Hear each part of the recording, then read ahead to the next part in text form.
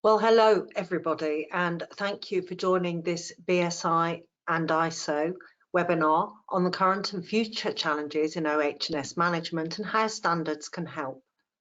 This session is about implementing occupational health and safety management standards to suit your organisation.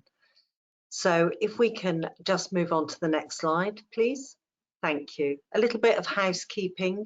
This is a listen-only webinar and it is being recorded and will be made available to you after the event. But we do welcome your questions via the Q&A function. We'd like this to be an interactive session, so don't wait until the end. Do ask questions as they occur to you. And we'll answer these questions throughout the webinar. If you have any technical difficulties, do let us know the same way and our technical team will help you. It's a CPD recognised event, so please do request a certificate after the event once you have filled in your feedback survey, and you will get access to the slides and the recording as I've mentioned. So any questions, do let us know. We want to hear from you. Now, in a moment, I'm going to ask all of our panelists to introduce themselves. So panel, if you'd like to turn on your cameras, that would be great. I'm Sally Swindred. I work for BSI as a committee manager. I am in charge of the ISO Committee for Occupational Health and Safety, and these are three of my esteemed colleagues. Martin, if you'd like to introduce yourself, please. Thank you, Sally. Hello, everyone. I'm Martin Cottam. I'm the chair of the ISO Technical Committee for Occupational Health and Safety Management, and I've chaired the committee since it was formed in 2018. Prior to that, I chaired the British Standards Committee on Occupational Health and Safety Management and was head of delegation for the UK during the development of ISO 45001. And in fact, I've been involved with occupational health and safety management system standard development for over 30 years, including the development of OSAS 18001, which I'm sure many of you will remember. And I'm currently leading an ISO task force looking at the future direction of ISO's whole portfolio of management system standards. Thank you, Sally. Thanks, Martin. Louisa. Hello, everybody. I am Luisa Fernanda Payares. I am from Colombia. I work at ICONTEC, the standardization body of Colombia. I participate in the ISO Technical Committee 283, and I have also participated in my National Bureau Committee regarding health and safety at the workplace. And that's great to be here today to speak a little bit about our work and also about 45002, that is the document that we are currently developing. Thank you. Many thanks, Louisa. And you, of course, are part of the leadership team on ISO 45002 with Stefan. Stefan, please. Thank you, Sally. Stefan Larsson. I have a background with the heavy industry and a user of standards, including OSAS 18001 and related standards. I'm based in Sweden, and I was representing Sweden in the development of 45001 and now project lead and convener for the development of 45002, as mentioned, which will provide guidance on how to do things according to the requirements in 45001. So I'm looking forward to this session, and I'm happy to share some of the experience I've had in this work, because I come from the user side. I don't come from standardization. I don't come from certification. I come from the user side, even though I've spent a number of years now working as a consultant with occupational health and safety and other types of management system work. Thank you. Many thanks, Stefan. If we can move on, please, and to the next one, please. Just a quick overview of today's discussions. And before we get to that, a reminder to our panel, let's try and avoid the use of acronyms and jargon. It's very easy for us to talk in numbers and letters that may not mean something to all of our audience. So please, audience, if we are saying things that mean nothing to you, let us know in the Q&A box so that we can explain ourselves. ISO 45001, of course, is the Occupational Health and Safety Management System standard. And as Louisa and Stefan mentioned, today we will look at ISO 45002, which is the guidance that is being developed on how to implement that standard. So we will be talking about different approaches to using standards to help improve occupational health and safety performance, how to build and maintain a management system that works in your context. They shouldn't all be the same because your organisations are not all the same, and factors to consider. The other thing that's often comes up is how do we avoid unnecessary bureaucracy? So I hope we can explore that for you too. If we can move on, please. So, Louisa, would you like to talk a little bit more about the different documents that we have out that are related to this, please? Yeah, thank you, Sally. Yes, as you see in the screen, these documents have been developed by the ISO Technical Committee 283, the committee that developed standards regarding occupational health and safety management system at the ISO, that is the International Standard Organization. These documents provide requirements and guidance that will help organizations, I mean you, to implement a management systems that enable to provide safe and healthy workplace for their workers who don't want to work in a place that is safe and that you can feel safe, and that you can provide also for your workers that kind of feeling. Prevent work-related injury and ill health. That is very important to try not to get injury by your work, and improve their occupational health and safety performance. That is always an objective of the organizations. ISO 45001 is the Occupational Health and Management System. It's a standard that provides requirements and also a little bit of guidance for its use. It's a document where you will find the elements around the management systems, meaning context, planning, resources, process, evaluation, and improvement that are required to implement a management system that helps organizations to achieve its objectives of occupational health and safety, as we told before. To help you to understand the requirements established in 45001 and how you can implement, to have some ideas, maybe not the same, but to see how other organizations have been done that, you can consult the handbook regarding practical guide for small organizations and the ISO 45002 general guidelines for the implementation of ISO 45001 standards. In both documents, you will find guidance and practical examples that will give you ideas on how to implement a management system that fits your organizations. ISO 45002 provides guidance and examples for all types of size of organization. However, if you are part of a small organization, you can consult the handbook, where you will find more information, examples, checklists, and templates associated to small organization. The handbook is also available in the ISO shop in English and Spanish. Also, you can ask your standardization body where to get that. And the 45001 is currently in development, and we hope we can publish that at the end of this year. Thanks, Louisa. That's 45002 is in development. 45001 is published. Little slip on the numbers. Sorry, yeah, sorry. Just wanted to clarify in case somebody thought we were also rewriting 45001. We're not. No, I'm so sorry. Yes, it's 45002. That is one. It's currently in development, and we hope that standard will be published at the end of this year, so you can have more information where you can consult about how to implement a management system. Perfect. Thank you, Louisa.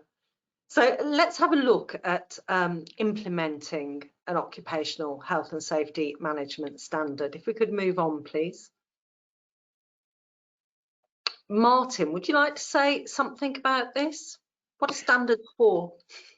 Yes, thank you, Sally. So we've heard from Louisa the difference between ISO 45001 as a requirements specification, setting out, if you like, what needs to be achieved, and the role of guidance in helping us understand how to do it. Now, of course, ISO 45001 is written to be applicable to any organization, and so its requirements are completely generic. When we write guidance standards, including the handbook that Louisa mentioned, there's the opportunity, of course, for us to provide examples that apply to different types of organization. And that's really important because it's absolutely key to understand the particular context in which your organization is operating. That's the sort of external environment in which you're operating, the internal environment of the organization, its culture, and so on, and to tailor the way you do things and what you do according to that. In fact, this requirement to tailor your management system to reflect context is actually written into ISO 45001 as a requirement. So that's the first thing to remember. I think the second thing is that the OH&S management system needn't and generally shouldn't be a set of standalone processes ring-fenced from the other processes of the organization. That's not likely to be an effective way to do it. It's not likely either to be an efficient way to do it, to be completely standalone. It's much better to add in the OH&S specific elements into existing systems and processes within your organization, whether that's for audit or for document retention or other matters. If you have organizational processes already, you can build the OH&S component onto that foundation. So that really is the second thing I think to remember. And the third, and perhaps the most important thing, is that in implementing a management system standard, it's not about being able to tick a box at the end of the day to say, yes, we've put in place process A and process B, and therefore we've got all of that done, and therefore we have an OH&S management system. It's really all about, and we have to keep sight of the fact, it's all about improving OH&S performance and better managing our OH&S risks. And that really is then the only test, and the only thing that we should be focusing our measurement on is whether the processes that we have put in place are indeed serving to deliver that improved performance and to create improvement in workers' health and safety. Thanks, Martin. Thank you. Stefan, can we turn to you, please? What's the best way to start implementing an occupational health and safety management system? I'm sorry, I can't answer that question because there are so many ways to do that. First, I'd like to say that it is, as it says on the screen now, how to implement an OH management system. It's not how to implement an OH management standard. I mean, the standard is, you can see that as a handbook on how to implement the management system. But to be honest, I fail to see any organization around the world that has not any type of OH management system in place. It may not be systematic, it may be on a very low level, but everybody has something. So what I would suppose would be the best way for any organization to start with is to check what you have. That is the most important starting point. See what you have when it comes to occupational health and safety management. Do you know which are your biggest issues, your worst case scenarios, what you have on incident reporting, if you check your different injuries or ill health that you have, you understand the circumstances that you work around. What type of organization do you have? Where are you located? What is the resources you have for occupational health and safety? And which are your biggest challenges? And maybe the most important one there in the beginning is your leadership on board. If they aren't on board, I think you should try to get them on board, because I've been involved in many organizations where the health and safety people struggle to get an occupational health and safety management system in place, and they fail because the leadership does not show interest, they don't understand the issues, and so on. You can try to do it without that support, but it will not go very far, in my opinion. So see where you are, what you can do to improve that, check against the basic building blocks of this, and maybe do a gap analysis to, I usually provide my customers with like 20 fairly easy questions to see where are you right now compared to international standards or compared to a systematic approach to occupational health and safety. And there you will find the gaps and see what can you do to start bridging over those gaps. And I think that's the best starting point. If you look at what you have and see what do you want to, you also need to look at where do you want to end up? What kind of management system do you end up with? So I think that would be the best starting point for most organizations. I think I see you have already moved over to context. Go ahead, Stefan, because you are talking about context already. Really, it's what have you Well, got, it who are you? did well, maybe to a certain point, but I mean, looking at context, I mean, people have worked with management systems for 30, 40 years in different parts of the world in businesses, and context has always been part of that. It was never added as a building block to the management system standards for quality, environmental, or occupational safety until during the last 5 or 6 years. But it was always there because you can't build a management system without understanding what your organization does, who is interested in your management system, what you want it to cover, and how this should work together with other processes, as Martin mentioned earlier. So there has always been this. It's just become formalized in the latest versions of these international standards, which is fine, which means you all have something to work with. In my view, when I worked with different organizations, the most difficult part for organizations to work with context is those who have worked with occupational health and safety for 10 to 20 or 30 years, because they've done it, but they haven't called it context, which means they don't really know what to do when they stumble across the first building block of the management system, which is context. But new organizations that start from scratch, they don't have a real problem with that because they see it as, well, of course, we need to see to understand where we are, understand what kind of customers we have, what kind of products we have, what kind of processes and so on, which is the basic thing there. It's about understanding what may help or hinder your organization to have an effective management system on occupational health and safety. That is what context is about.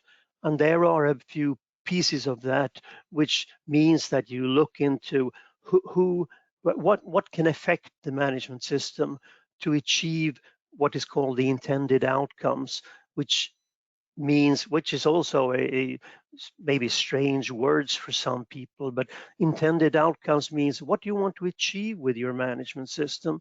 Do you want to achieve reaching new heights when it comes to occupational health and safety? Do you want to make sure you live up to all requirements you have, which you accept, like legal or other requirements? Do you want to accept, do you want to end up with having a system that covers all your operations everywhere? It's not so difficult if you're Billy's mechanical shop, but if you're Walmart, it's more difficult to work with 10,000 small outlets everywhere. So you decide what you want to do, what kind of limits you want to have for this, and then you can do this work in different ways. You can do it like some people, organizations do it as a let me say, a brainstorming exercise where you bring in people from different parts of your organization and you discuss, what do we want to do with this occupational health and safety management system? Which are our biggest issues? Which are our opportunities to improve, which goes beyond just fixing things which are related to health and safety? So you have many opportunities there. You can also do like you do, for instance, in quality or another management system, do a SWOT analysis or a PESTLE analysis to make it more formal. My best advice to many organizations is to just go through the different processes you have.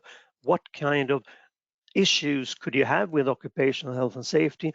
Write those down, and then you end up with something which is more maybe productive, saying we can actually use this to build our management system, because then you will have bigger health issues, bigger safety issues, you will have opportunities to improve, some dangers to the management system, what could make it fail, maybe because we don't have support from top management, or maybe we don't have the financial resources, maybe we don't have the resources from external suppliers to do what we need to do, and so on. So that would be the context. And of course, if you get context wrong, then you can do it better. It's not one-time exercise. And the 45,001, for instance, doesn't say anything about documenting this stuff. But in my advice, document something, because if you don't get anything practical out of this, saying, okay, we want to do this, we want to do that, and here we can do this and that, if you don't get that, then it's a waste of time, in my experience, because then when somebody leaves the company, who will bring that forward to the next person who comes? You need to have something that people can look at to see, okay, these are our issues. These are the external or internal issues. So that would be my take on context, which is a very sort of new animal to be formalized, to be really drawn up in practice, but used previously by almost all organizations. But you can improve what you've done and make it a little better, fine tune it. Thank you. Thank you, Stefan. You've prompted so many questions in me. I don't know about the audience, but so one of the things that you talked about was the unfamiliarity of language, and often that it is most troublesome for people who are used to working in occupational health and safety rather than new to it. And we do get a lot of conversation about standards being quite difficult in terms of language, difficult to understand, difficult to read, difficult phrasing. Louisa, does the handbook and ISO 45002 try and do something about that? Yes, Sally, the idea of the handbook is to help small and medium-sized organizations to try to understand exactly what the requirement is asking, why do you have to do that, or what are the benefits or to implement that. And also it gives you examples, practical guidance, checklists, templates that you can adapt. The idea is not that you take the same and do that, but take ideas on how you can adapt that and make easier the implementation. Sometimes standards are very hard to understand, but also they are so generic, as Martin says, that sometimes you don't know what exactly you have to implement. So the handbook will provide help to do that. Thanks, Louisa. Martin, perhaps you want to say something about this concept of difficult language in the bigger sense and the activities that we're doing to try and address this. Yes, certainly, Sally. I mean, I think the first thing I'd say is just to reinforce that there's a formality to the language of standards, which comes about partly from the need to be able to translate documents into multiple languages. And certainly ISO has made efforts also to make sure that there's a consistency of language across the family of ISO management system standards, so that when we mean the same thing as for occupational health and safety as we mean for environmental management or quality management, we use the same words. And so actually there's perhaps two things to say immediately from that, one of which is there are definitions in standards, and I always say people overlook those definitions at their peril. It's really tempting to jump straight to section 4 of a standard, which is where the meat of the requirements begin, but make sure you don't miss section 3, which is the definitions, because they really can help to clarify some of these things. And they're important because the words are used with that particular meaning that's been defined, and the mere fact it's been defined tells you that we're saying something other than the meaning that you would find in everyday dictionary. So it's worth having a look. The other thing, of course, is because of that similarity in standards, if in your organization you have people dealing with quality management for ISO 9001, environmental management, or any of the other ISO management system standards, they are also wrestling with or familiar with the language in these documents, and can be a useful source of people to work with, to consult, because the requirements and the overall framework is very similar and it's expressed in the same language. Looking forward to the future, however, certainly in the task force that I lead, one of the issues that we are looking at about the future of the ISO management system standards family is the issue of language, and whether we can make it more straightforward and approachable, so that it's a little bit more accessible for all types of organization, and that you don't have to really get study and get an in-depth understanding of language in order to be able to pull out the meaning from standards. And there's definitely more, I think, that we could do and should aim to do about that in the future. Could I add something, Sally, please? Thank you. I'm saying don't as a user of standards, don't accept the jargon and just implement it in your own jargon, because other people in your organization will not understand what you're saying, and they will be distancing themselves from what you're doing. So look at the jargon in the standards, look at the formal texts, but then use your own language in a way that is understandable for your organization, and maybe look for help if there's something you can't translate into normal language. But as Martin says, it's written to be translatable, it's written to be formally correct, and that means that it sometimes becomes a little more challenging to understand. But don't use that when you're talking about these occupational health and safety issues too much in your organization, because the purpose is just to keep people safe, not to be injured and not to have ill health. That's the whole purpose of the standard. So it's a handbook to do that. Thank you. Stefan, that's a really great point, if I may say so, and I'd just like to reinforce it to people. Do please write your management system in for its prime audience, which is your own people in your own organization, and don't be tempted to write it in a way that just makes life easy for an external auditor. The external auditor has to do the job of the translation, not your own workforce, and really bear that in mind, please. Really good point.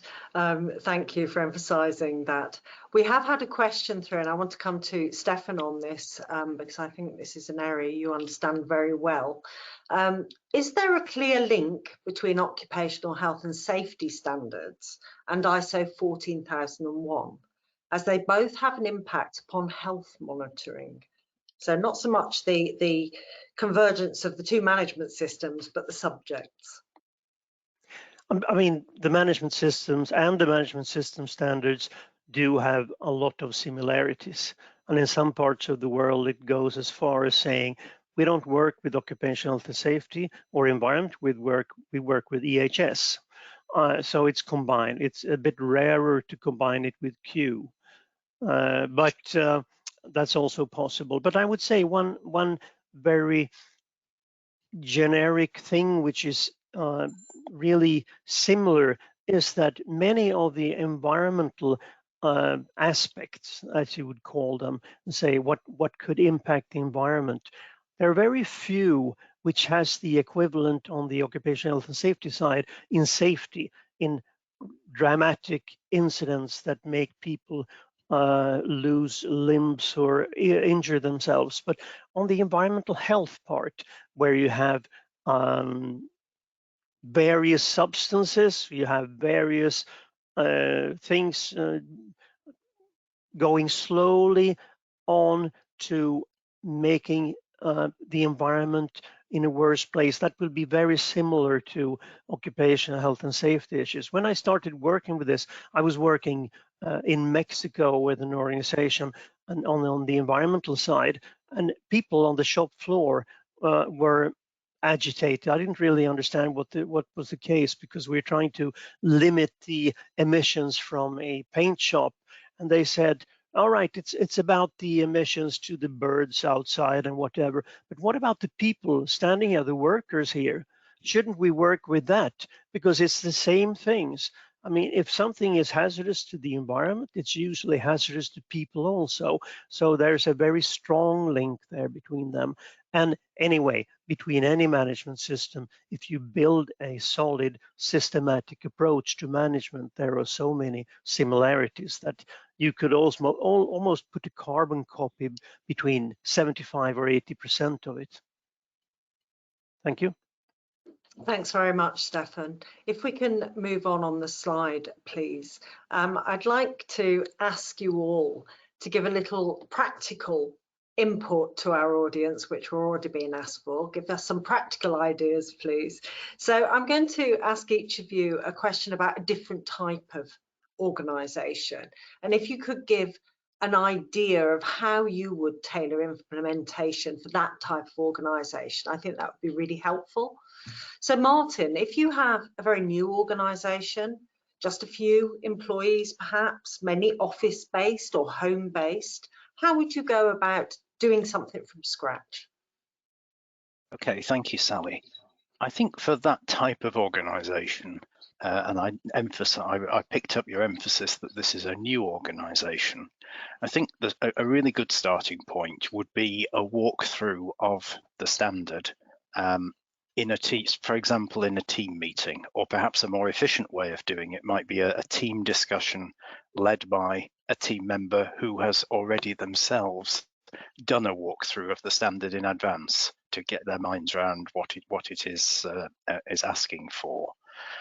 And I think in any such meeting, in order, it's good to motivate people by reminding them of the benefits and reinforcing what are the benefits that the organisation is trying to achieve for its workers through the implementation of the system, and that hopefully will encourage people to contribute constructively to the following discussion. And I think that following discussion is kind of a chance to talk through together in this new organisation. What is the standard asking of us, element by element, and asking questions like, do we already, or how do we already meet this requirement?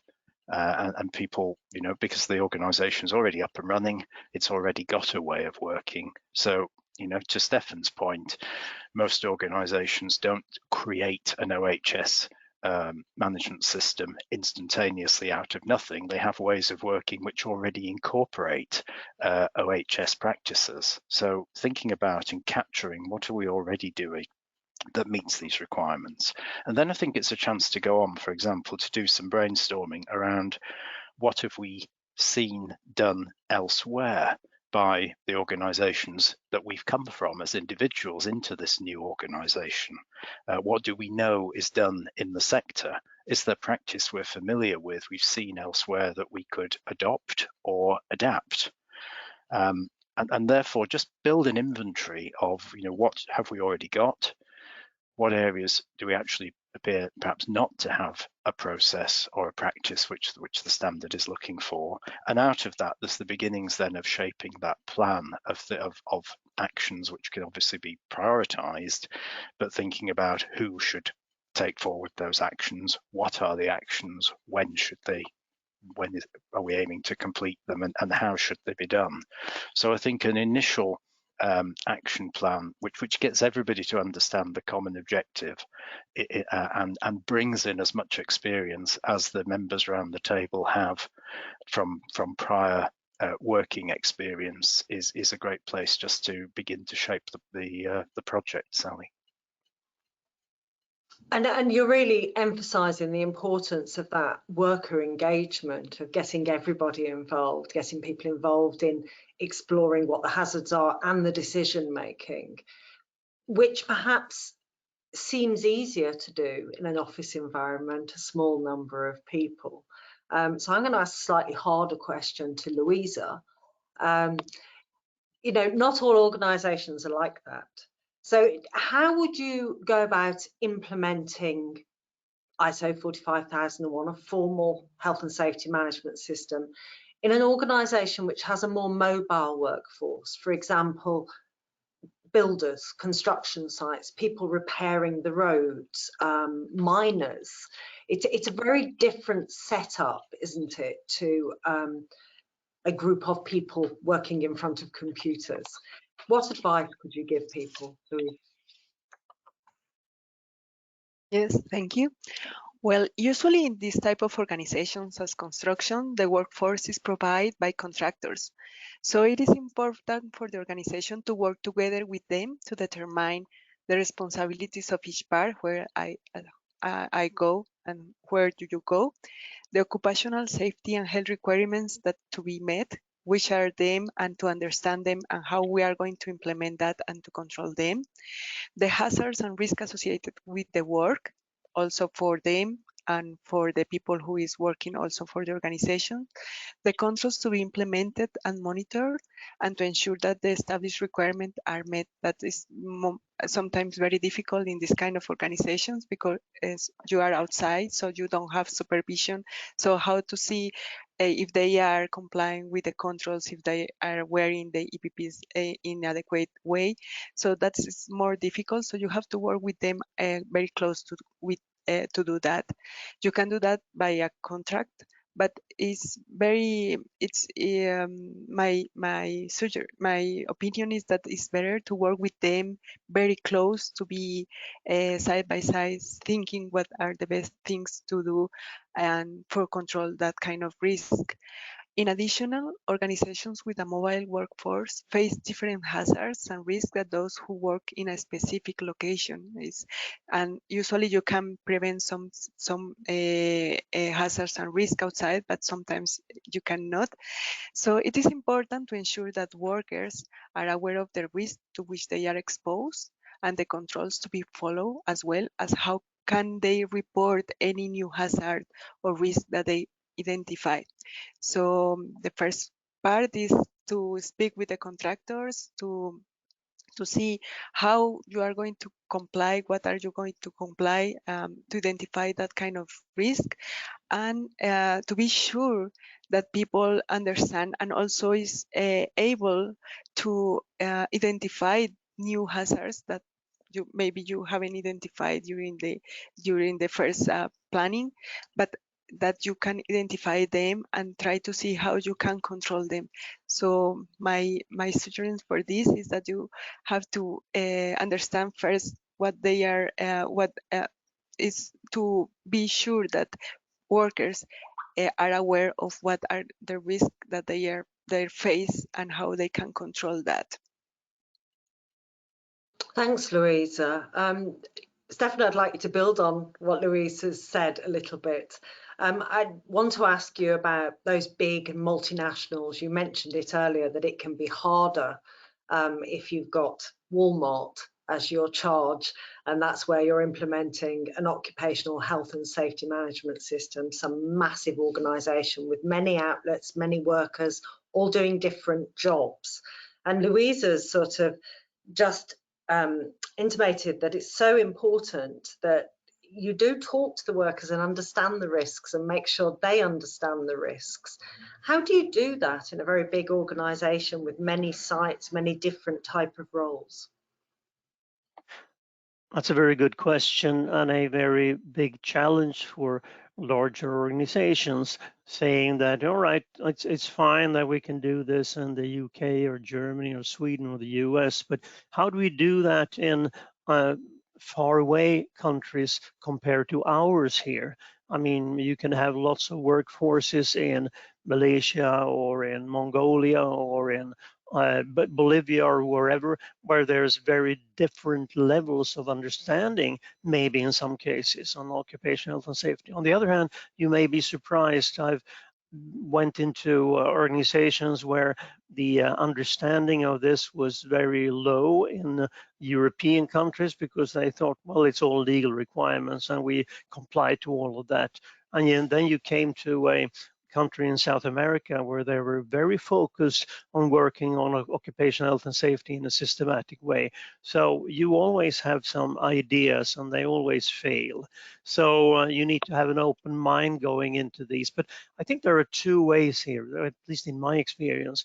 One experience, and they sort of depend on whether you have the support from top management or not. If you don't have the support of top management, that's a difficult situation. But what you can do then is to take one of the parts of the organization where the health and safety level is not up to reasonable standards and try to make them as a good example. If you work with that for a year or two and then bring that to top management to see what we have done here during a year or two. We've gone from this performance to something completely different. We're almost up to world class now, and we were down at the bottom in the beginning. That can send a very strong signal and can get the top management on board. The other way, I think, if you do have a top management that is really switched on to these things, then my best advice would be to do it as fast as possible, because I've tried to do it slowly in bigger organizations, sort of a fragmented approach, or taking one part of the standard, one part of the organization after another, and then after 3 years, everything fell apart because the business cycle went down, nobody was focused anymore, top management quit, and everything changed. So you had to restart, and there was nowhere to start from because everybody, like you and me there, had gone into retirement or changed their work. I mean, in some of the European countries, we stay for 10 or 20 years, but go to China or go to some of these countries, I mean, 3 to 4 years, that's the maximum you can get from somebody who's working in an area with expertise like this one, occupational health and safety, because they move on to a new assignment. That's the only way they can raise their salary and get a better life for themselves. So you need to understand the dynamics of the organization and also try to understand the culture of your organization, because some organizations have a good starting point when it comes to implementing a management system, which means to give the organization the same standard all over the world or in all parts of the organization. This is our standard occupational health and safety. We don't have different standards. And with standard, I don't mean 45001. I just mean the standard occupational health and safety. If you're in an organization that accepts that, no, we should have a common minimal standard, I think that's the way to start with that organization to see how you can build that over time. And please don't hesitate to implement a fairly basic or rather lousy management system in the whole organization, and then improve that month by month or year by year. But don't start with small steps, because then we will all be in retirement when you get to something practical and where you actually get the benefits of a strong management system, which means that people don't get injured or get ill health or don't get bullied or don't get whatever. We'll come into those issues soon. Thank you. Thank you, Stefan. And you've really reminded me of something Martin often says to our technical committee experts when we meet, which is, don't let perfect be the enemy of good. And I think it's a really important point. And Martin, I remember when we were developing 45001, there was a lot of discussion about the fact that we would rather organisations picked up the standard and did something than looked at it and went, it's too hard, I can't do it. Is there anything you want to say about that? I think just picking up on some of the things that Stefan was describing, Sally, and I share his feeling that especially in today's business climate, we should be encouraging organisations to get on with it. That I think I've seen something work very successfully in certainly one multinational organisation, or an organisation operating in many countries, which was to create a degree of friendly internal competition between the individual business units in those individual countries. And I had a similar experience to Stefan, in the sense that if you tried to predict in advance, well, which of these countries is likely to be best able and best equipped to implement this system quickly, and in their case they were aiming for certification, so to become certified at country level. It wasn't what I would have predicted, for exactly the same reasons that Stefan described, that there were parts of the organisation that thought they had it cracked, and they knew far better than anybody else and would get there in their own good time. And other parts of the organisation which really put time and effort into reviewing their activities and driving this forward as very much as a team project as well. That was another differentiator. The people who really went with a strong team approach seemed to make a lot more progress than those who kind of dished out some responsibilities and then just let people get on with it, as it were. But I do think there's a place for a degree of healthy competition within an organisation in the process of implementing an OH&S management system, because frankly, every employee benefits the sooner that implementation takes place, and everybody can play a part in making it happen and start to derive some of those benefits. Could I add one more thing, Sally? Thank you.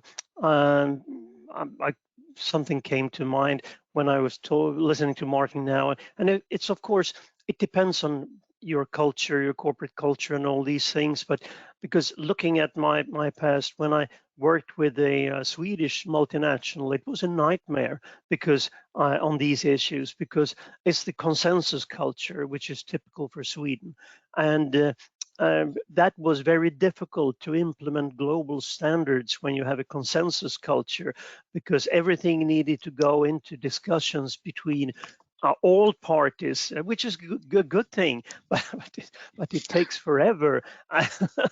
and we didn't manage to so we had to sort of merge this culture with a slightly more a different kind of culture. I wouldn't say British, or I wouldn't say French or so, but a different culture. And then we ended up with something good in the end. Thank you. Very diplomatic, Stefan. Wasn't it just? Okay, if we can move on to the next slide, please. I want to switch our focus for a moment on health. Why is it so important? Is there still a likelihood or a possibility that some organisations are focusing too much on safety? I know that's historically been the case. Is it still the case? Stefan? Thank you. Well, it's not that health is more important than safety, obviously. I mean, they can be equally important, and it depends on what type of issues you have. But historically, health has been a more has been less in focus when you work with occupational health and safety, because it's so much easier to walk around offices or around a shop floor, a factory, and point at things which could hurt people on safety issues, machine guarding, on lack of PPE or this or that. It's much more difficult to go around and say, well, I think that person looks like he's developing lung cancer, or I think that person looks like it's somebody who is harassed, Or I think this, I mean, top management can't do that, middle management can't do that either. Even health and safety experts can't really do that, which means that it's so much easier to go around pointing the finger, which you should do, at things which are unsafe than to identify things that are unhealthy.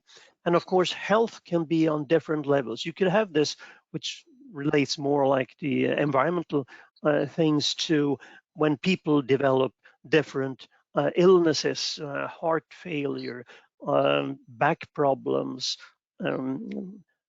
cancer, whatever. It may take forever for that to develop. So it means it's a different kind of thing to work with. You still need to do the same kind of work, but it's a different thing. And there's nothing saying that a person who is fantastic at ergonomic issues or fantastic at machine guarding or working at heights or whatever, chemicals and so on, knows anything about how to deal with mental issues. I mean, if I'm an auditor, I mean, I can go around and pointing fingers at safety things, not a problem, or even the use of unsafe chemicals and so on. But I don't go around asking people, have you been harassed during the last week or two? Or do you have problems with being not involved in decisions or being, I mean, there are so many mental things that you have a problem with that I mean, we can look at statistics, and many statistics say that the health issues are even more common but not identified in workplace as the safety issues are, which means that we work a lot with the safety issues, and we should, but we fail to recognize many of the health issues, and those could be related to many different things. So it's not just one thing. There are many things to work with.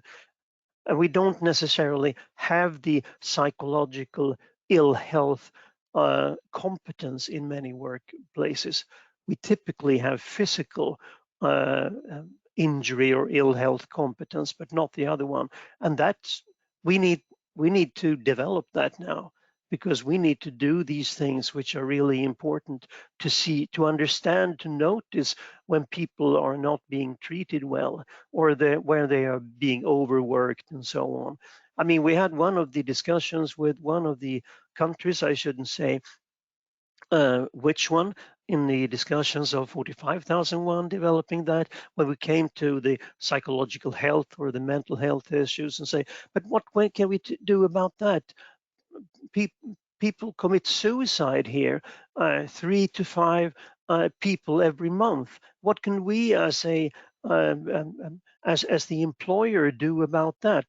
It was not near us, but it was in a different part of the world. So I think these are really, really important, and may be the cause of much worse things than many safety issues that we spend so much time working with. Thank you. Really important point, Stefan. Thank you. And we are aware that ISO 45001 doesn't give a huge focus to psychological health. And perhaps because even as we were writing it, it was still seen as very difficult, and people didn't really know where to start with that. But of course, it should be part of your overall occupational health and safety management system. It shouldn't be something separate. And the technical committee did publish ISO 45003 last year, which is guidance on managing psychological health, safety and well-being at work. And that standard is free to read on the ISO site if you haven't seen it yet, and available from your national standards bodies. So I do encourage you to read it. But Louisa, does 45002 help address some of this balance? Is it pointing users towards the importance of incorporating psychological health and well-being into their management system? Okay. Also, in the standards, that there are not specific requirements for addressing well-being or psychological risk. And in special for well-being, there is not an agreed definition yet. It is important, and the standards try to give some hints to work on that. Also, you can find some support, for example, for psychosocial risk. You can find the 45,003, where you can go and see how it can you implement that and align that with your management system.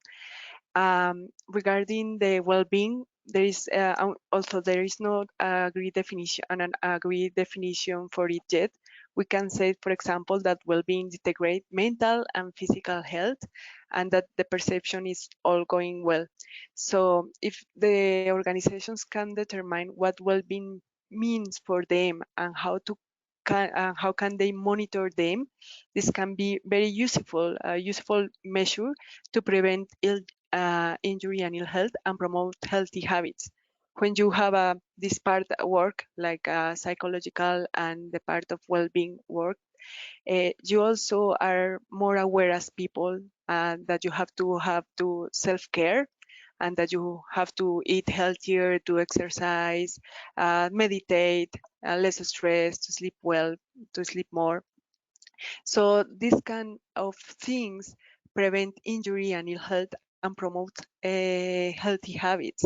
That's why it is important to work these subjects within your own management and your occupational health and safety management.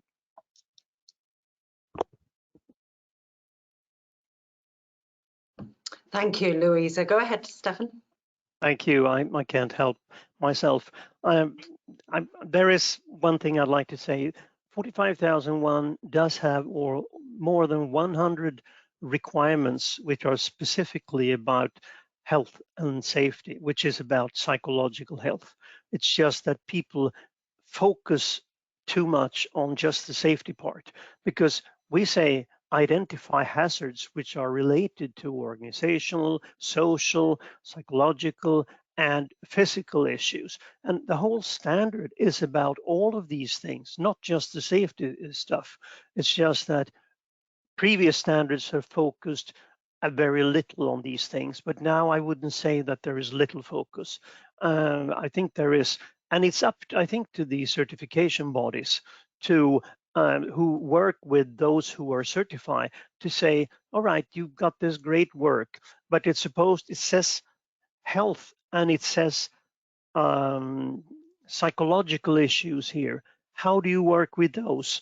And that is the way to build things over time. So I don't think there needs to be too much more specific things in 45,001.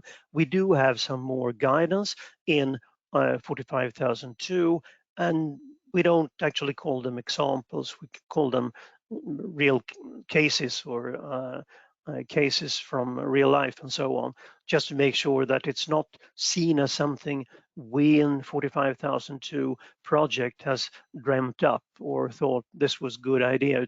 But we've taken that from organizations we've worked with and put in there. Some may not be the best, but they are on a very different levels, applicable to many different organizations. And I think that will be helpful also for occupational health and safety. And also now we've been able in the last generations or revisions of 45,001 to get in much more specifically about issues for weaker groups in the workplace. It doesn't have to be minority groups. It could be gender related or age related or disability related or whatever. But we try to focus more on those also, because I mean, those who have a strong place in the workplace, that's not the problem usually. That's why we in 45,001 agreed with the external organizations to add specific things about the non-managerial workers out there, because management is always involved in all of these things, but people on the shop floor or on the office desks and so on, or sales guys out in the field, they are typically not involved in much of this. So it's really important to I think identify that there are many things in the standards that can be used to improve the situation for people. Thank you. Thanks, Stefan. And that very much goes to the second point on the slide at the moment about creating a safe, supportive culture. It is very much about making sure everybody's included, as you say, Stefan. It's not always minority groups, but it is groups of people with different needs that perhaps in our tendency to be generic, we may overlook some needs. Is there anything you'd like to add to this, Martin, before we go on to why it's so important right at this moment to look after psychological health? I think with an eye to the time, Sally, maybe we should go to that, the importance, because that we want to make sure we have enough time to really bring that point home, don't we? Okay, so if we move the slide on, please. It is absolutely critical at the moment. We are, depending on who you talk to, just over a pandemic, coming out of our pandemic, or still in the middle of a pandemic. But however you view it at the moment, and whatever the situation is in your country, the last 2 years, 2.5 years, have been difficult for people, and it has affected people's psychological health. Do you want to say a bit more about that, Martin? Sure, Sally. I mean, yes, I guess perhaps the first thing to say is that, you know, we struggle to find very much positive to say, not surprisingly, about a global pandemic. But actually, one of the few positives that we can say, I think, or talk about is the spotlight that it has shone on the issue of workers' psychological health and well-being, and the extent to which that's actually, in a very positive way, I think, broken down some of the traditional taboos and stigma that made people reluctant to discuss the topic. And I'm conscious immediately I say that of course that's quite a generalization, and there will be organizations and people whose experience is not that, and where it's still a topic about which they feel a degree of reluctance, and which their organization is not very receptive to addressing. But I think overall we've seen quite a lot of progress, although there's still quite a long way to go in that regard. But I think the interesting thing to realize, certainly that's been brought home to me by speakers that I've heard talk on this topic and who have access to the data, is that the issue of workers' psychological health was a significant issue, causing significant harm and significant cost to business long before the COVID-19 pandemic, and was already on a fairly sharply upward trend. And that upward trend, unfortunately, is likely to continue even after the effects of the pandemic dissipate, unless organizations really step up and try and do something about that. Interestingly, though, I think the pandemic has changed workers' expectations as to what organizations should be doing to address this issue. And I'm thinking here about what's sometimes termed, certainly in the UK, the Great Resignation. We have a generation of workers who I think will only be retained by organizations which meet their expectations, and who are different in that respect to prior generations of workers who were perhaps more accepting of whatever the organization chose to do or chose not to do. But I think we now have a generation in the workforce which is not as tolerant in that regard, and has expectations of the organisation that it works for, and won't work for organisations that don't meet those expectations. And occupational health and safety, I think, features among those topics which is frequently fairly high on individuals' list of priorities for their employer to be seen to be addressing. And in particular, I would call out psychological health as an area where I think people expect organisations these days to be doing more than they did in the past. Thanks, Martin. And we have a comment in the Q&A, which I'm going to read out, and I'd like to comment on because it relates very much to a conversation we had in our earlier webinar today. Companies are reluctant to focus on health and psychological health because they feel these are personal issues that should be addressed by the individual. They don't feel it is their place to tell people what self-care they should do. Safety at work is clearer as the companies accept responsibility. And I think this goes to the point you were making a moment ago, Martin, where the pandemic has moved the conversation on in some companies, but not in all companies. And this morning we had a psychologist and a government advisor from New Zealand talking to us about this very issue. And just the short-sightedness of going, these are personal issues. The workplace can be the cause of a lot of psychological harm if issues aren't managed. That is not about personal care, it's not about personal resilience. It's about the organisation ensuring that work is not damaging the health of their workers. So it's coming back to that root cause. What's actually behind this? Absolutely, your organisation cannot control the effects of a global pandemic on an individual. You cannot control anxiety or stress caused by the conflict in the Ukraine, or economic problems because you've lost your job or your marriage has broken down. The organisation cannot stop those things from happening, but it can make sure, as Stefan said, that there isn't a culture where harassment and bullying is acceptable. It can make sure that work is organised in such a way that people are not overloaded, that they do not feel overwhelmed, that they can take enough rest. And it's just very short-sighted, as Martin is saying. This was costing organisations an awful lot of millions before the pandemic, and getting worse with every passing year. It is only going to get worse. That's what the experts are agreed. It's going to have at least a 10-year tail, this situation.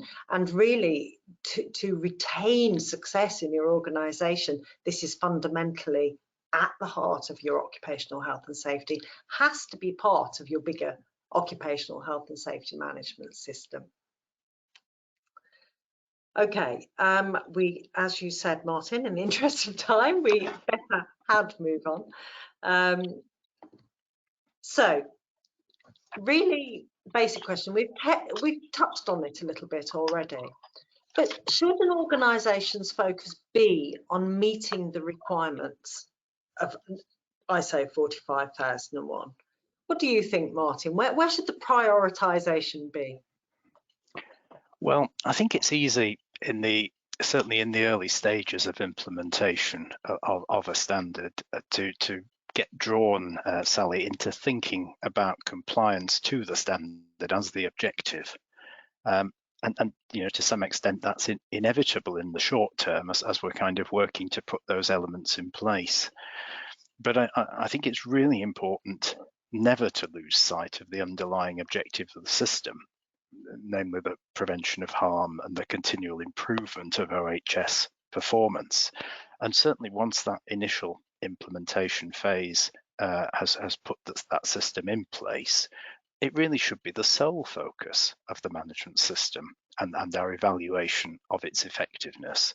You know, is the system working? Is the system helping to deliver better OH&S performance?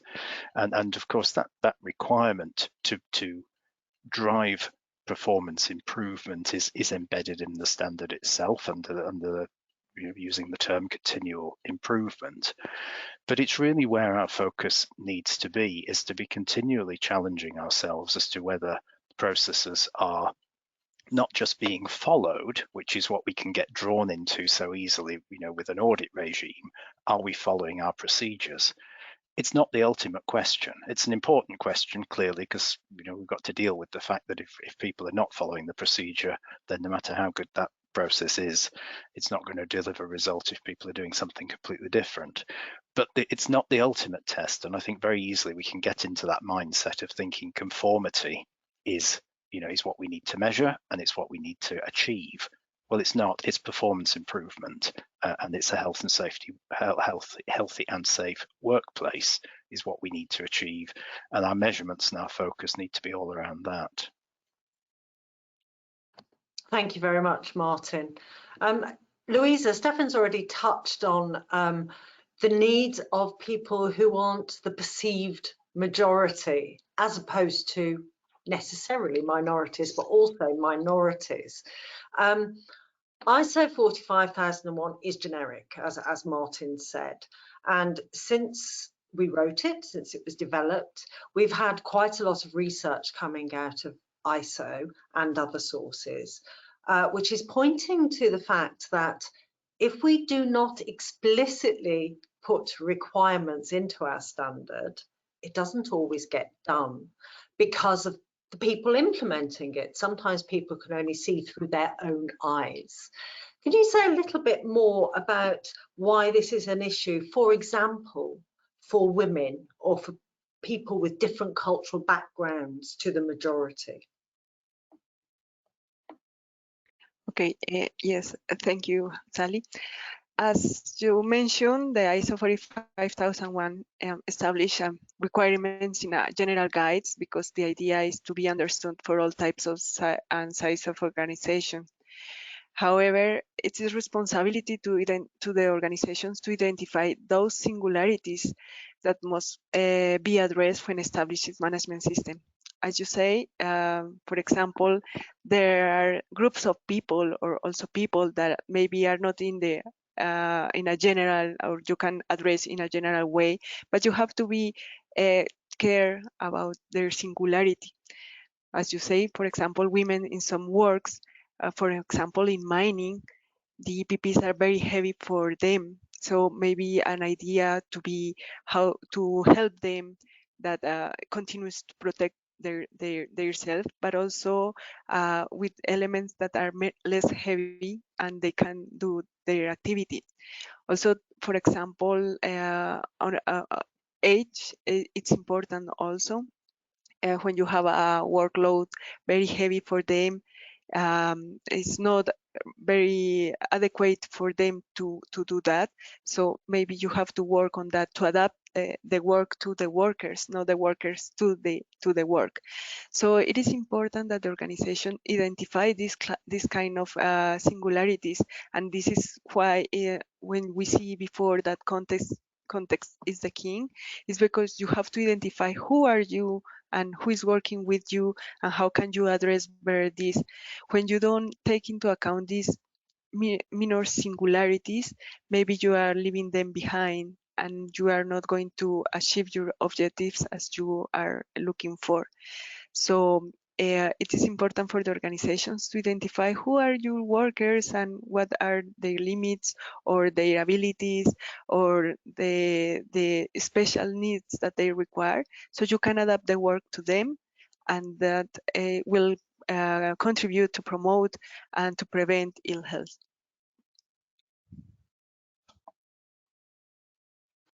Thanks, Louisa. And Stephanie, it's not just about workers, is it? The generic nature of 45001, there is a danger that it's not just specific groups of workers get overlooked, isn't there? Is there anything that people should look out for in terms of thinking about their context, thinking about hazards in that sense? Thank you, Sally. Yes, of course, you need to, in doing this work, you need to go back to see what did you identify as context. Just one thing came to mind when Louisa was speaking, which is a Swedish hamburger chain who did a discussion about opportunities, which is often overlooked, to see what can we do to help people which have disabilities and so on. So they decided to start employing only people with disabilities, major or smaller disabilities. So, and that became a real success. Now we have hamburger joints all over Sweden, which are where all the workers, almost all of them, have some sort of disabilities, and they didn't have the opportunity to get other jobs. But there, I mean, there was nothing preventing them from doing the job in the hamburger place. So that worked very well, and they did that by focusing on the opportunities here to improve the diversity in the workplace. And going back then to the management system itself, as Sally said, it's really generic. It has to be, the standards has to be generic because they're supposed to be used by all types of organizations. But it's the task of the organization to make it specific, to take this generic standard and make it specific for your organization. So you look at not only, as I mentioned, the opportunities, you look at what you have right now, and you look at what different types of workers do you have? What can we do to help different parts of the organization to get involved, to be safer, to feel better, to improve the well-being, however you define that, and so on. And that is really important to make sure that that happens, so that the management system is not seen as a set of 120 requirements that you should tick off and then say, now we've implemented a management system. The focus needs to be, how do we make people safer or safe, and how do we keep people in good health or healthier or in good well-being? How do we improve that all the time? And there you can take 45,001 and see a lot of good advice on how to do that. And that's the way you should use the standard, not as a tick box exercise, but as a handbook for implement excellent occupational health and safety management. Thank you. Thanks, Stefan. And we do only have 14 minutes left, and I want us to move on in a moment to how do we make sure implementing a standard like 45,001 to support your OH&S management system doesn't become a bureaucratic paper exercise, but really does all the things you've been talking about. It becomes useful for your organization. So if you want to start thinking about that, just before we go there, I just wanted to highlight some of the comments that are coming through, really good examples of what we've been talking about. One here says, supermarket online pickers were all expected to use the same number of crates piled up, which didn't take into consideration the tallness of the workers who couldn't see over the top. And they were also expressing concern about harming customers because they couldn't see what they were doing, and no accommodation was provided. Now, that's a prime example of actually, it's fairly simple and fairly fundamental, and they could have done something about it. So, you know, that's the kind of thing we are talking about. And another one here about indoor air quality posing a lot of psychological stress. So this coming back to the real joining together of the physical and the psychological. They're intertwined, they're not separate, they shouldn't be treated separately. We have to have this holistic approach. And also gender inequality posing a lot of psychological stress for female employees who are finding it very difficult to progress as smoothly in the company as male counterparts.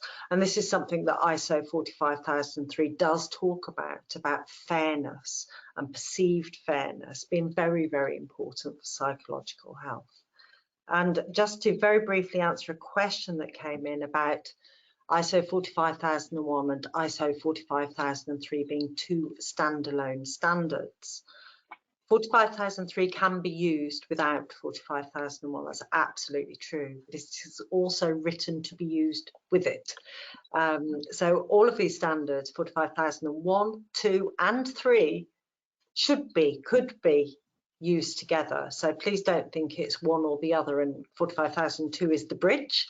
They're all designed to work together. So please do have a look at all of them and see how it can work for you. Okay, let's have a look at the role of documented information. We have 10 minutes left, so let's not keep our answers too long. Louisa, how do people go about making sure the management system serves them rather than them serving a pile of processes and papers? Okay, documentation is important to the extent that it adds value to the organizations. Organizations should identify what information is important for their operation and to evidence the activities that require it. Many organizations collect information that is not analyzed and use it either to ensure or improve their operation or to evidence activities compliance. So this information does not add value, and it wastes the time of the worker who have to collect this information. So documents should not be synonymous with management system, and it should be the result and not the purpose. For example, when people fill out the forms the day before the audit, it's very common. I have seen that if you are going to have an audit, the day before you are looking at what information you have to submit and if it is not complete. So if this information is not precisely and is not used at the moment, so what is the sense to have that?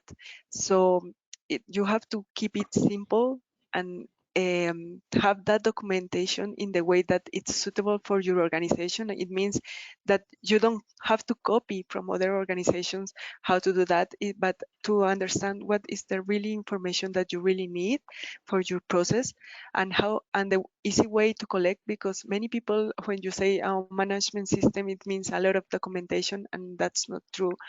I mean, in the standard, don't ask for that you have a lot of documented information, but the necessary that you need to operate or to evidence something.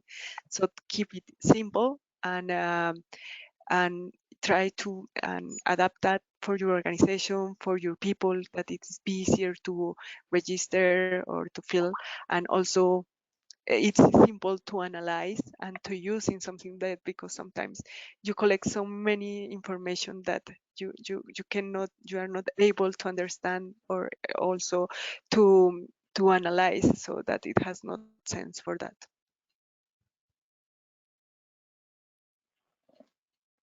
Thank you, Louisa. Martin, Louisa's just talked a lot about documentation, documented information.